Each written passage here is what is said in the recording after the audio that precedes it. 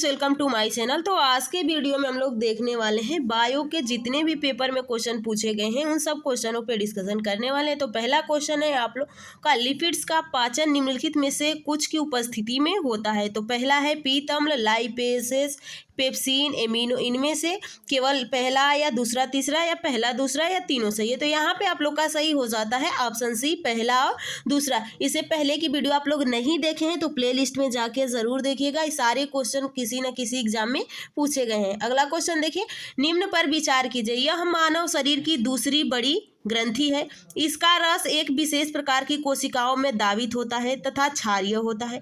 इसके रस को फूड पाचक रस कहा जाता है। ये गुण विशिष्ट है। तो यकृत का, प्लीहा का, अग्न्याशय का, लार ग्रंथि का। तो यहाँ पे देख सकते हैं कि आपका सही हो जाता है ऑप्शन सी, अग्न्याशय का। अगला क्वेश्चन देखिए, निम्न में से कौन हृदय घात के सटीक लक्षण है। तो पहला है जी मिचलाना, तेज पसीना आना, सिर दर्द, सीने में तेज दर्द होता है। तो यहाँ पे आपका सही हो जाता है ऑप्शन डी, पहला, दूसरा और चौथा। अगला क्वेश्चन देखिए,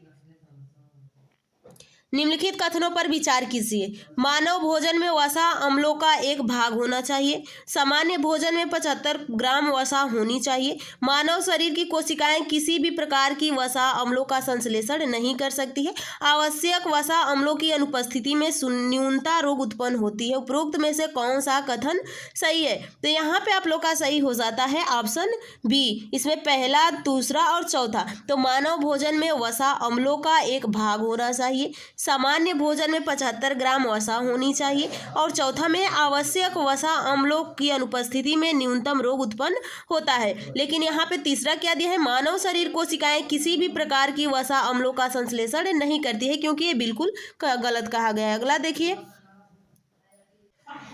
देखिए, उद्गमे वाले व्यक्ति यानी डायबिटीज वाले व्यक्ति को प्रायः प्यास लगती है। कारण, उद्गमे वाले व्यक्ति बेसोप्रेसिन की अतिशय दाव से ग्रसित रहता है। तो यहाँ से बेसोप्रिन एक प्रकार की हार्मोन से जो पानी को अवशोषित करने का कार्य करता है। तो यहाँ पे आप लोग का ऑप्शन ए सी सही हो जाएगा। ऑप्शन ए सही है परंतु वार गलत है। उद्गमे में यानी डायबिटीज में वाले व्यक्ति वाले बेसोप्रेसिन के अतिशय दावा से ग्रस्त रहता है। अगला देखिए, निम्न प्रश्नों में दो वक्तव्य हैं। कथन एक देखिए, तथा कथन ए तथा दूसरे के कारण आर कहा गया है। इन दोनों वक्तव्यों को सावधानी पूर्वक परीक्षण कर इस प्रश्न का उत्तर नीचे दिए गए कूट की सहायता से चुनिए। पहला है, ह्यूसिकी पीने से मूत्र त्याग की बारंबारता बढ़ जाती है। कारण है, एल्कोहल के अंतर्ग्रहण से शरीर में बेसोप्रेसिन की दावा बढ़ जाता है।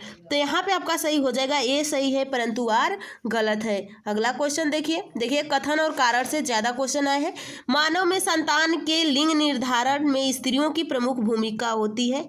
स्त्रियों में 2 एक्स गुणसूत्र होते हैं। तो यहाँ पे आप देख सकते हैं कि डी होगा। आर बिल्कुल गलत है, क्योंकि लिंग निर्धारण के लिए मानव में स्त्री नहीं पुरुष जिम्मेदार होते हैं और एक ऑप्शन आर सही है। अगला क्वेश्चन देखिए, पेट अथवा शरीर के अन्य आंतरिक अंगों के अन्वेषण के लिए प्रयुक्त तकनीकी एंडोस्कोप आधारित है। तो पूर्ण आंतरिक परावर्तन परिघटना पे। तो अगला क्वेश्चन देखिए, जीवित प्राणियों के शरीर में होने वाली निम्नलिखित में से कौन सी एक प्रक्रिया पाचक प्रक्रिया है। तो प्रोटीन का एमिनो अम्ल में विघटन पहला ही सही हो जाता है। ग्लूकोज का कार्बन डाइऑक्साइड और जल में विघटन, ग्लूकोज का ग्लाइकोजन में रूपांतरण, अमीनो अम्ल का प्रोटीन में रूपांतरण। तो ये पूछा है क्वेश्चन में, एक प्रक्रिया पाचक प्रक्रिया है। अगला क्वेश्चन देखिए, अल्फा कीरेटिन एक प्रोटीन है जो रक्त में उपस्थित होता है, उत्तक में उपस्थित होता है, त्वचा में उपस्थित होता है, अंडों में उपस्थित होता है। तो ऑप्शन बी हो जाता है, अल्फा कीरेटिन आपके त्वचा में उपस्थित होता है। अगला देखिए, मस्तिष्क जिम्मेदार है सोचने के लिए, हृदय गति नियंत्रण के लिए, शरीर के संतुलन के लिए, उपयुक्त तीनों के लिए। तो यहाँ पे आप लोग का मस्तिष्क जिम्मेदार होता है सारी क्रियाओं के लिए। यहाँ पे देखिए, एनोस्मिया कहते हैं स्वाद संवेदनाओं की कमी को, घृणा संवेदनाओं की कमी को, स्पर्श संवेदनाओं की कमी को, ऊष्मा संवेदनाओं की कमी को। तो यहाँ पे सही हो जाता है ऑप्शन बी, घ्राण संवेदनाओं की कमी को। अगला क्वेश्चन देखिए, मानव त्वचा में उपस्थित ताप सूचकांक संवेदी होते हैं। तो ऑप्शन ए 780 nm में तरंग दैर्ध्य के मान के लिए। अगला क्वेश्चन है, हमारे शरीर के पृष्ठ के नीचे जो वसा होती है वह निम्नलिखित में से एक के विरुद्ध बाधा के रूप में कार्य करती है। तो यहाँ पे सही हो जाए, शरीर से ऊष्मा की हानि, शरीर से नमक की हानि, शरीर से आवश्यक तरल पदार्थों की हानि, वातावरण में हानिप्रद सूक्ष्म जीवों के प्रवेश। तो ऑप्शन ए सही हो जाता है, शरीर से ऊष्मा की हानि। अगला क्वेश्चन देखिए, जब एक व्यक्ति वृद्धा होता जाता है तो सामान्यतः उसका रक्त का दाब होता है, यानी एक व्यक्ति जब क्या होता जाता है, जब एक व्यक्ति वृद्धा होता जाता है तो घट जाता है, बढ़ जाता है, उतना ही रहता है, बदल रहता है। तो ब्लड का दाब यहाँ पे क्या हो जाता है, बढ़ जाता है। अगला क्वेश्चन देखिए, चिकित्सक परामर्श देते हैं कि हमें अपना भोजन वनस्पति घी की अपेक्षा तेल में बनाना चाहिए, क्योंकि तेल में असंतृप्त वसाएं होती हैं। तेल में संतृप्त वसाएं होती हैं, तेल का संग्रह आसान है और तेल सस्ता है, तो तेल असंतृप्त वसाएं होती हैं। अगला क्वेश्चन देखिए, दंत क्षय का मुख्य कारण है मुंह के भीतर होने वाले जीवाणु प्रोटीन खाद्य को अंतर्व्यवहार करते हैं। तो यहाँ पे अगला देखिए, कार्बोहाइड्रेट को खाद्य कणों के मध्य अंतर व्यवहार करते हैं, वसा के खाद्य कणों के मध्य अंतर व्यवहार करते हैं, सलाद के खाद्य कणों के मध्य अंतर व्यवहार करते हैं। तो ऑप्शन बी सही हो जाता है।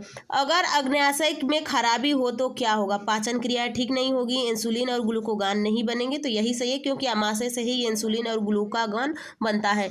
अगला देखिए, पसीने का मुख्य उपयोग है शरीर के ताप को नियंत्रित रखना, शरीर में जल का मात्रा संतुलन रखने में, शरीर के विष पदार्थ निकालने में और त्वचा के छिद्रों से गंदगी दूर रखने में। तो ऑप्शन ए हो जाता है, शरीर के ताप को नियंत्रित करने में। आज की क्लास यहीं पे समाप्त करते हैं। नेक्स्ट क्लास में हम लोग पढ़ने वाले हैं, तो आप लोग इस वीडियो को लाइक और चैनल को सब्सक्राइब कीजिएगा। आप लोग पहले से क्लासेस जो नहीं देखे उन क्लासेस को ज़रूर देखिएगा। ये देखिए, सारे भी क्वेश्चन किसी न किसी एग्जाम में पूछे गए हैं, तो ये आप लोग के लिए काफ़ी इंपॉर्टेंट है।